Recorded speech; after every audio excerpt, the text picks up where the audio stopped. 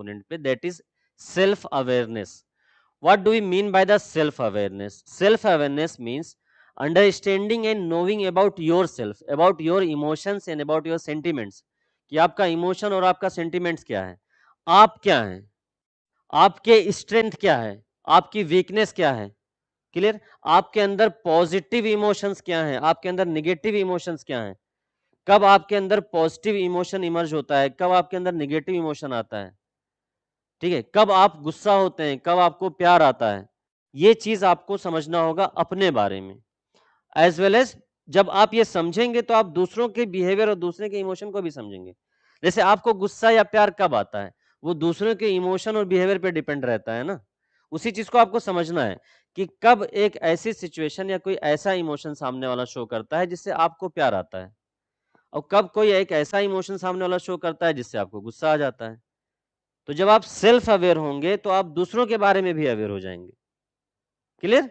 Now come to the second component, that is self control. Self control means कि once you know about your emotions, about your feelings, about your sentiments, then you should have the ability to control your emotions, to control your feelings. एक बहुत famous quotation है कि rule your feelings lest your feeling rule you. Lest your feeling rules you. मतलब अपने emotion पे आप rule करिए, कहीं ऐसा ना हो कि आपका इमोशन आप पे रूल करता है. ये बहुत यूपीएससी में इस टाइप के कोटेशन वाले क्वेश्चन भी अब बहुत आ रहे हैं, तो आई होप आपको समझ में आ रहा होगा ये सब. हाँ, आवाज तो आ रही है, अगर नहीं आएगी किसी को तो प्लीज लेट मी नो. ठीक है. ये क्या है, आप अपने फीलिंग को रूल करिए. रूल योर फीलिंग मतलब क्या होता है कि आप अपने फीलिंग्स को कंट्रोल करिए, आप अपने इमोशन को कंट्रोल करिए. कहीं ऐसा ना हो आप अपने इमोशन से ही कंट्रोल हो रहे हो, आप यही नहीं समझ पा रहे हैं कि आपको गुस्सा कब आ रहा है, आप गुस्से में हैं तो गुस्सा ही किए जा रहे हैं, भले ही आपका पूरा नुकसान हो जा रहा है. ठीक है. ऐसे एरिस्टोटल ने भी बोला था. एरिस्टोटल, आपको थिंकर्स भी सारे पढ़ने पड़ेंगे, I will also teach you about the thinkers. Aristotle ने बोला था कि it is very easy to get angry, but to get angry at right time, in the right quantity, at the right person is not a work for every person. It is very difficult. मतलब आप गुस्सा होना बहुत आसान है, आप कभी भी गुस्सा हो सकते हैं, ये सबके लिए आसान है. बट सही टाइम पर, राइट टाइम पे, राइट पर्सन पे, राइट अमाउंट में, राइट रीजन पे गुस्सा करना बहुत मुश्किल होता है.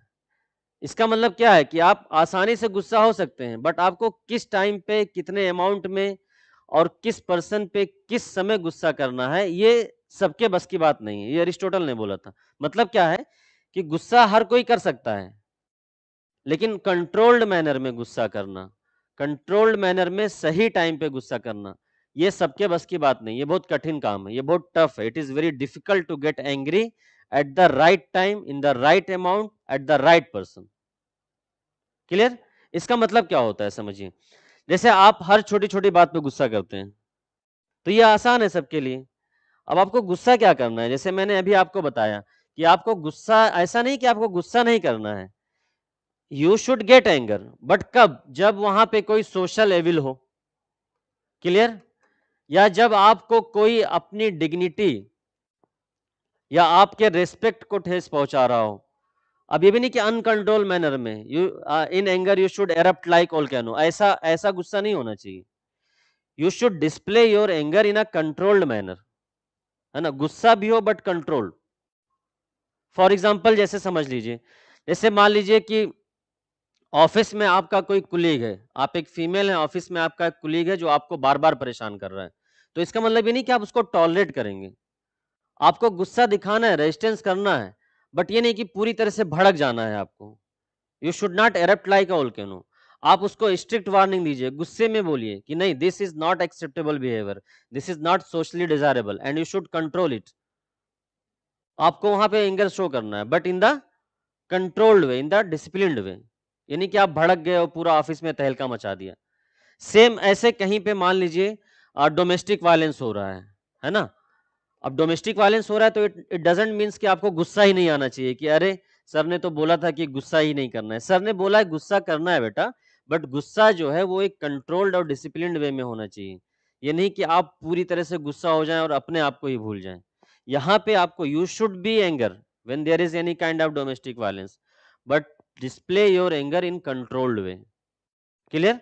जैसे कहीं पे किसी का आपने सेक्सुअल हैरेसमेंट होते हुए देख लिया है कि कुछ लोग हैं किसी को सेक्सुअली हैरेस कर रहे हैं, वहां पे you should show your anger, but again in controlled वे। कहीं पे चाइल्ड लेबर हो रहा है तो वहां पे भी आपको गुस्सा करना है, but in controlled way. Clear? कहीं पे कोई डाउरी के लिए डिमांड कर रहा है तो वहां पे आपको गुस्सा होना है इन कंट्रोल्ड वे। बट यहाँ पे कुछ लोग क्या है, इमोशनल इंटेलिजेंस पढ़ के भी 5 करोड़ का डाउरी ले लेते हैं। तो that's a different thing, we will talk about it later. But if there is any kind of social evil which is happening in front of you, then you must get angry, but you should display your anger in a controlled way. Clear? You should not erupt like an volcano कि अरे अब तो मैं कुछ भी कर दूंगा, ऐसा नहीं है। ठीक है? ऐसे कहीं पे जैसे मान लीजिए कोई अनटचेबिलिटी प्रैक्टिस कर रहा है आपके सामने, जैसे अभी एमपी में वो वाला केस हुआ है कि एक ट्राइबल के ऊपर there was anti social man who was urinating on a tribal person. So you should display your anger on such kind of anti social behaviour. आपको ऐसा नहीं कि उस पर भी गुस्सा नहीं आ रहा है, आपको आना चाहिए, but you should display your anger in controlled वे। ठीक है? मणिपुर में जो कुछ हो रहा है उस पर भी आपको गुस्सा आना चाहिए, बस ये नहीं कि आप भी जाके किसी का घर जला देंगे, है ना? हरियाणा में जो हो रहा है उस पर भी आपको गुस्सा आना चाहिए। Whatever is happening in the country और in the society which you think is anti social और which is very dangerous for the society, for a country like India, you should show your anger, but again in the disciplined way or in the controlled way. Is that clear? Now come to the next